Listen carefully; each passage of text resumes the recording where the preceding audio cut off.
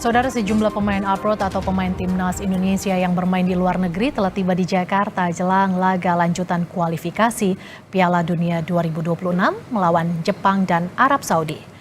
Salah satu pemain yang telah tiba di Jakarta adalah Justin Hubner. Bek kiri timnas itu mengunggah kedatangannya di Bandara Soekarno-Hatta pada Sabtu malam. Justin juga sempat berkeliling di sekitaran Senayan hingga menyapa dan bercanda dengan anak-anak yang diunggah melalui media sosialnya.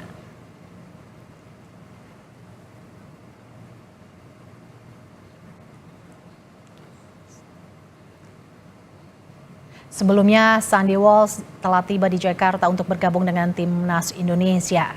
Penjaga gawang Timnas Indonesia, Martin Pas, mengunggah momen kebersamaannya dengan Sandy Walsh. Martin diketahui lebih dulu tiba di Indonesia pada 7 November lalu. Kedatangan mereka ke Jakarta untuk bergabung bersama Timnas jelang laga kualifikasi Piala Dunia 2026 melawan Jepang dan Arab Saudi.